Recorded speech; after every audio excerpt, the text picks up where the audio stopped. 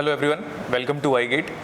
आप जानते हो कि अभी गेट का रिजल्ट आया हुआ है सीएस का, और फिर जैसे हर साल हम आई गेट में बेस्ट से बेस्ट रिजल्ट जनरेट करते हैं, तो इस बार भी हम बेस्ट रिजल्ट जनरेट किए हुए, और ये लीगेसी जो पिछले 20 साल से कंटिन्यू हो रही है वो इस बार भी कंटिन्यू हो रही है। तो हमारे सामने रौनक है, ठीक है, जिसका गेट कंप्यूटर साइंस पर रैंक 783 है, और ये गुजरात से बिलोंग करते हैं। तो हम इनके बारे में डिस्कशन स्टार्ट करते हैं कि कैसे रहा इसका प्रिपरेशन प्लान्स, कहाँ से इसकी स्कूलिंग हुई है, और पहली बार गेट के कॉन्टेक्ट में कैसे आए, आई गेट के बारे में कैसे पता चला।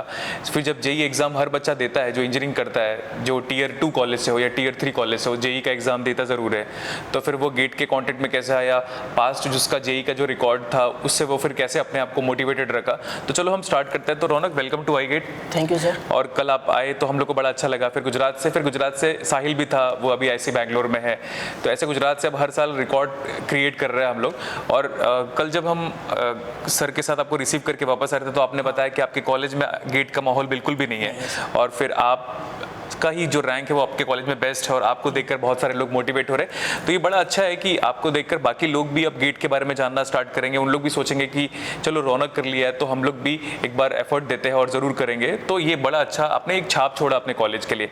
तो चलिए फिर आप अपनी कहानी बताइए। नाम के बारे में तो हमने बता दिया, कॉलेज आपका कौन सा है? Shantilal Shah engineering college. ठीक है। उस कॉलेज में जाने से पहले आपने 11th-12th कंप्लीट किया होगा। हाँ। तो 12th में जेई का एग्जाम दिया होगा। हाँ सर। तो जेई का लेकर एक्सपीरियंस तो सबका खराब है, हम सबका ही। मतलब हाँ। जितने लोग हम लोग इंजीनियर टियर 2 और टियर 3 कॉलेज से हैं, तो सबका जेई को लेकर खराब है। तो हर बार बच्चा ऐसा सोचता है कि सर हमारा जेई खराब हुआ है तो हम कैसे। तो जेई तो एक बार खराब हुआ है, फिर गेट के बारे में कैसे मोल्ड किया और आई गेट के बारे में कैसे पता चला? तो सर जेई का तो खराब हो चुका था, तो फिर 1-2 साल ग्रेजुएशन में निकला, तो फिर सोचा कि मतलब यहीं से तो कुछ अच्छा होगा नहीं। उतना पता चल गया था कि ये कॉलेज नॉर्मल है और यहाँ से अच्छा पैकेज लगेगा नहीं। प्लेसमेंट? हाँ, प्लेसमेंट। तो फिर सोचा कि अब क्या किया जाए, मुझे अच्छा प्लेसमेंट चाहिए था। तो फिर आई गेट का मुझे ऑप्शन सबसे अच्छा लगा, मतलब गेट का। हाँ, लेकिन वो क्या है ना, मार्केट में बहुत सारी कोचिंग इंस्टीट्यूट है। हाँ। तो हम हर स्टूडेंट को जरूर पूछते हैं कि देखो मार्केट में आपके पास एक्सेसिबिलिटी बहुत सारी कोचिंग इंस्टीट्यूट का है, तो सडनली आप तो गुजरात से हो, फेथ कैसे बनेगा, इसके बारे में जानना है हमको। हाँ। तो सर हम ऐसे ही बात कर रहे थे सब दोस्त कि मैं आया गेट के लिए प्रिपेयर करना चाहता हूँ और कहाँ से करूँ। तो एक दोस्त ने बोला कि मेरे दोस्त ने इसी साल ऑल इंडिया रैंक 85 निकाला है। अच्छा।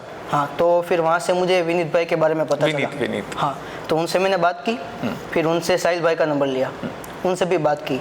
फिर मैंने देखा कि मतलब सर का लेक्चर देखा, वो टीओसी वाला, कॉफ़ी मशीन वाला। ओके।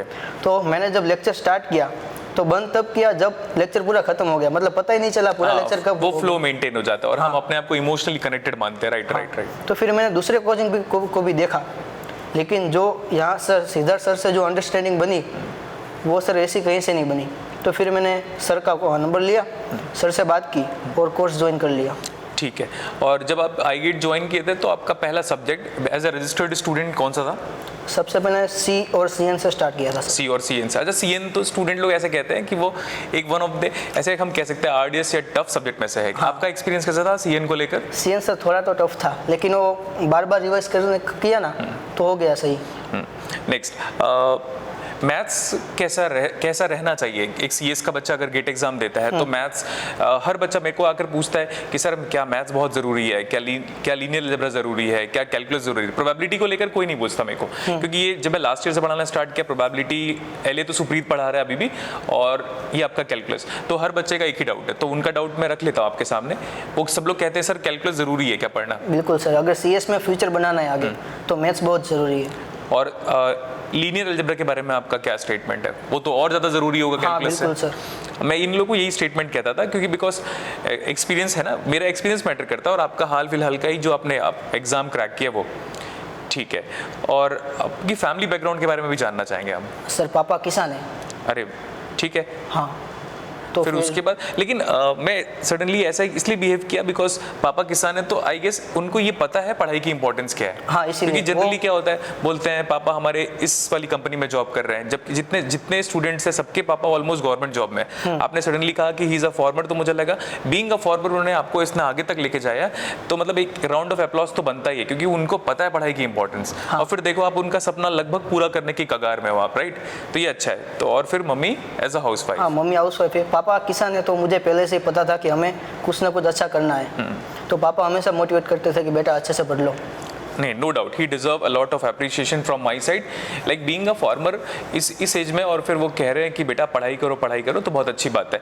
क्योंकि यहाँ पे जितने हम भिलाई में जितने स्टूडेंट लोग को पढ़ाते हैं ना, क्योंकि भिलाई में steel authority of India limited है और बहुत सारे गवर्नमेंट सरकारी कार्यालय है, तो सबके पापा कहीं ना कहीं पे है, ठीक है, ये तो रियल स्टेट में है। तो फार्मर होने के बाद आपके पापा ने आपको इतना आगे तक लेकर गया, तो आपको तो अपने पापा पे बहुत प्राउड फील करना चाहिए, और आपने भी मतलब उनको रिवर्ट बैक भी किया है कि पापा देखिए मैं गेट एग्जाम निकाल चुका हूँ, अब आपके सपने जो है मेरे को लेकर वो तो पूरे होंगे, नो डाउट, इट्स गुड। और फिर आपका कोई छोटा भाई, बड़ा भाई, बहन? सर छोटी एक बहन है। छोटी बहन है, तो अब वो आपको कैसे देखती है, एज अ हीरो? हाँ सर बिल्कुल, अभी वो 11th साइंस में है। 11th साइंस में, ओके ओके। तो अब उसका भी ड्रीम आपकी तरफ मोल्ड होगा, वो या तो वो जेई टारगेट करेगी या तो फ्यूचर में गेट को टारगेट करेगी, ठीक है।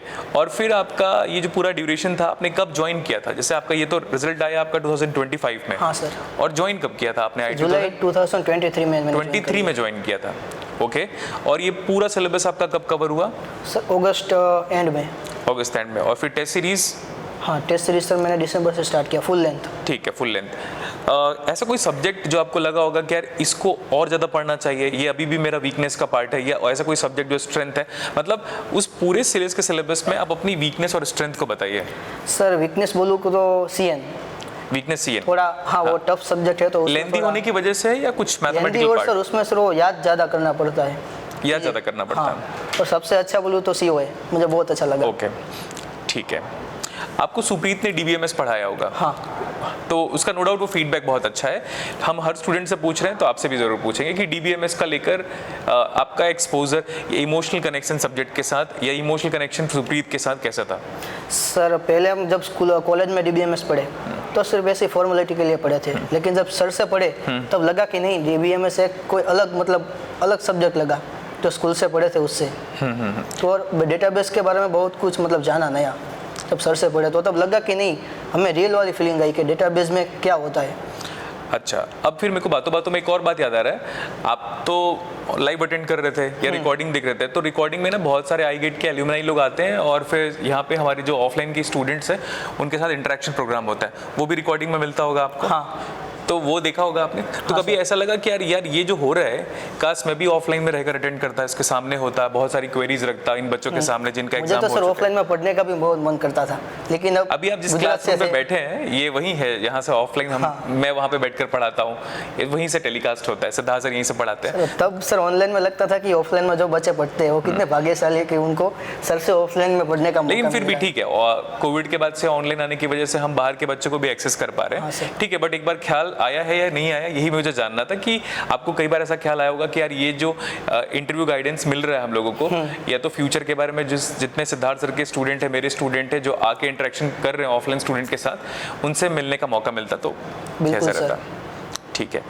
और एक दो बड़ा कॉमन क्वेश्चन रहता है हर स्टूडेंट का कि वो प्रोलॉन्ग ड्यूरेशन का मतलब ये काफ़ी लंबा टाइम है, 1 साल 1.5 साल का टाइम लग जाता है, कभी कभार 2 साल का भी टाइम लग जाता है, तो अप्स एंड डाउन्स आता है, नो डाउट। उस टाइम पे जैसे आपको डाउन लगता था या अपसेट लगता था या लो फील होता था, तो कोई था आपके साथ मोटिवेट करने वाला या आप सेल्फ मोटिवेटर? मम्मी पापा कोई मैं बात करता था। ओके, बात करते थे। आपका ऐसा है क्या कि आप डे स्कॉलर हो या पीजी में रहते थे? मैं सिर्फ हॉस्टल में रहता था। अच्छा, हॉस्टल में रहते थे, ठीक है ठीक है। बाकी फिर जैसे अभी आपके रैंक के अकॉर्डिंग आपने क्या क्या डिसीजन लेने का सोचा, आगे कहाँ जाने का सोचा है? डिसीजन सर आईआईटी जाना है। आईटी जाना। अभी आपकी बात सुप्रीत से हो रही थी तो वो गाइड कर रहा होगा, वो आपको अलग अलग कॉलेजेस के बारे में। सुप्रीत का चल रहा है एमटेक आरए, तो वो उसको इतना एक्सपोजर हो चुका है बीते 3 सालों में, अलग अलग स्टूडेंट लोग को पढ़ा कर वो खुद भी जंप किया हुआ है, एमएससी बैकग्राउंड है उसका, बताया होगा उसने, तो फिर वो खुद भी जंप किया हुआ है, फिर चेन्नई में था, फिर हैदराबाद में जंप किया हुआ है, और तो उससे जो एक्सपीरियंस गेन कर रहे हो वो कैसा लग रहा है? अभी तो वो मिल रहा है आपको क्लासरूम स्टूडियो सॉरी ऑफिस में? हाँ बहुत अच्छा, मतलब हमें जब भी कुछ गाइडेंस चाहिए होता है तो मैं सबसे पहले सुप्रीत सर को ही फ़ोन करता हूँ, क्योंकि उनको ज़्यादातर मतलब सारी चीज़ों का नॉलेज रहता है। आईगेट ने तो मेरे को लगता है कि ऑलमोस्ट 100% जितनी उम्मीदें होती है बाहर के स्टूडेंट से या भिलाई के स्टूडेंट से, वो सारी उम्मीदें हम फुलफिल करेंगे।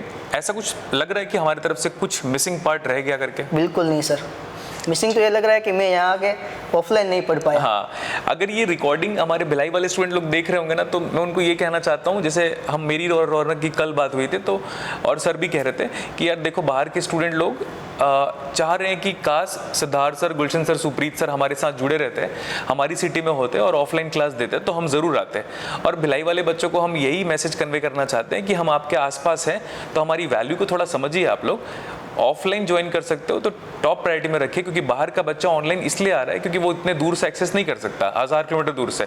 बट जो भिलाई का जो बच्चा है वो ऑफलाइन ज़रूर एक्सेस करना चाहेगा, और ऑफलाइन का अगर ऑप्शन मिल रहा है भिलाई, रायपुर और बिलासपुर के बच्चों को, तो एक बार ज़रूर ट्राई कीजिए। और फिर आपने प्लेसमेंट का सीनेरियो अभी जैसे आप एमटेक करेंगे तो आपका मेन फोकस प्लेसमेंट पे रहेगा या आने वाले टाइम पे पीएचडी के सोच के रखा है आपने? नहीं सर, प्लेसमेंट। ठीक है। और चलो ये तो मेरे तरफ से सारी क्वेरीज तो मैंने क्लियर कर ली। आपका खुद आई गेट के बच्चों के लिए जो कि आपके सब जूनियर ही बनने वाले, अब आपका कांटेक्ट तो एल्यूमिनाई के साथ होगा। अब आप अपने जूनियर को, जो ऑनगोइंग स्टूडेंट है जो 2026 के लिए प्रिपरेशन करना चाह रहे हैं, हो सकता है वो ड्रॉपर हो सकता है वो थर्ड ईयर में हो, कुछ इंपॉर्टेंट मैसेज ड्रॉप कर दीजिए सो दैट उनको लगे एक लॉन्ग टाइम तक उनको सेल्फ मोटिवेशन आपका एक वर्ड्स हमेशा रहे।